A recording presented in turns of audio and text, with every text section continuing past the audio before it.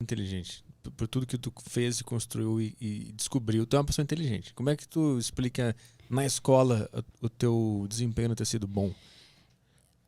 O sistema de ensino, hoje a gente tem um pouco mais dessa coisa de altas habilidades e superdotação, já tem já os contraturnos, tem um entendimento maior. Naquela época não tinha.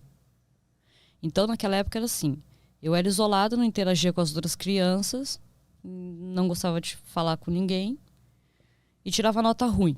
Resultado, era retardada. Uhum. Naquela época era assim que funcionava.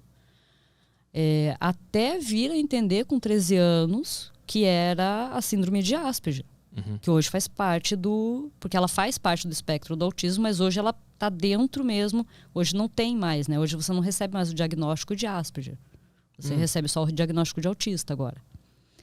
Eles colocaram tudo no mesmo código, no mesmo CID. Entendi. Mas tem alguma diferença ou a diferença é tão sutil que... Tem, tanto que eu sou, assim, claramente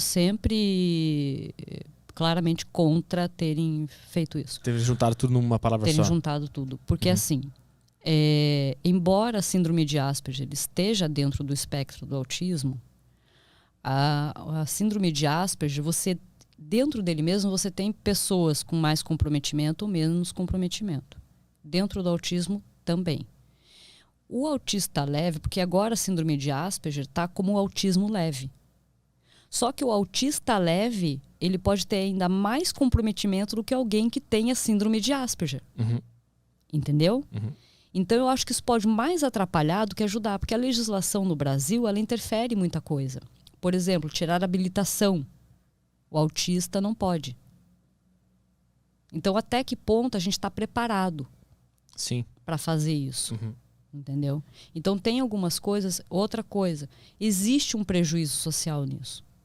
Porque é bobo a gente pensar que não existe. A gente não quer que exista, mas existe. Porque sempre vai ter, se você coloca lá num currículo que você tem síndrome de Asperger, é uma coisa. Se você coloca num currículo que você tem autismo, a chance daquele currículo já ir para a pilha do lado dos descartados é muito alta. Tem que mudar essa cultura? Tem. Mas até mudar isso, quanto prejuízo você causa no meio do caminho? Sim. Não é melhor primeiro mudar o entendimento para depois fazer esse tipo de mudança? Qual foi a primeira, sei lá, vou usar sintoma, não sei se é essa palavra que se usa, que fez a tua família procurar um profissional para ter esse diagnóstico? É que o diagnóstico ele caiu no colo só. Tinha falecido uma prima minha, que era muito amiga minha. Mas muito amiga. A gente vivia para cima e para baixo junto. E quando ela faleceu, porque naquele dia a minha mãe não tinha deixado ir na panificadora com ela. E naquele dia ela foi atropelada. E daí a minha mãe ficou achando, porque eu sempre fechada, sempre isolada, ela ficou achando que eu tava com uma depressão, alguma coisa assim. E aí eu passei por 2 psicólogas. E daí uma detectou, entendeu? Quais são as principais características que faz a pessoa ser isso ou não ser isso? Porque uma coisa é a pessoa ficar isolada. Eu sou assim também. Mas onde é que está ali a linha que diz que é e que não é? Existem várias características. Então é importante passar com um psicólogo, né? Não ir só pelo checklist. Mas ali, né, entre as principais, tem a questão do prejuízo social, né? Porque não consegue interagir tão bem socialmente. Eu sou treinada. Eu tô aqui conversando com você porque eu sou treinada. É diferente. Eu tô te olhando também porque eu sou treinada. Eu tomo medicação. Tem todo ainda um processo atrás, né? Nos bastidores.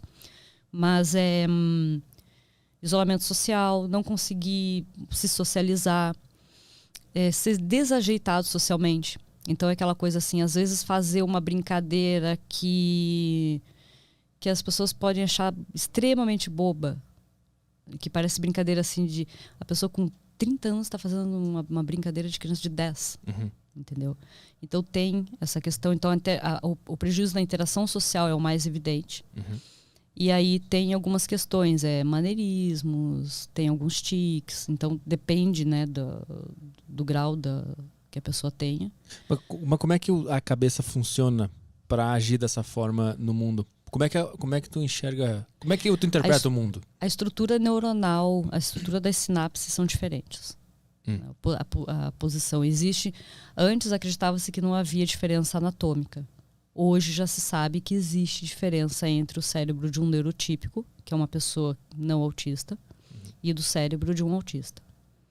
Né? E aí, ainda nessas pesquisas, ainda verifica-se o cérebro de quem tem síndrome de Asperger. Porque, embora no CID, né, isso no mundo inteiro tenham juntado tudo ali, né, no mesmo grupo, ainda assim as pesquisas eles procuram verificar, né, as diferenças, porque existem algumas diferenças. E as diferenças nas sinapses, elas são até um pouco evidentes pela questão da forma da interação, pela questão da forma do comportamento. Outra coisa é na comunicação. Não quer dizer necessariamente, então às vezes a pessoa pensa assim, mas meu filho se comunica, ele então não tem isso. Não quer dizer. Eu, por exemplo, me comunicava. Eu conversava quando era criança e muito bem. Inclusive, eu com 2 anos tinha conversas até com palavras bastante complexas. Só que tem uma diferença. Eu tenho a síndrome de Asperger mais a superdotação. Então entendeu? Por que cada caso é um caso? Sim. Porque daí pode ter outras questões. Tem pessoas que têm autismo ou a síndrome de Asperger e tem o QI abaixo da média. Tem pessoas que têm um QI na média. Aí vai também as informações ambientais. Então, como os pais levaram isso desde a infância. Né? Se houve suporte, não houve suporte, como é que foi o estímulo, né, para o contato externo. Então, muitas coisas influenciam. E aí, quando a gente está falando de síndrome de Asperger, é mais evidente essas influências, até porque muita gente com síndrome de Asperger consegue já usa uma coisa chamada masking, que consegue usar uma máscara entre os neurotípicos. Então, tem um comportamento muito próximo de um neurotípico, que é justamente para poder não ser hostilizado,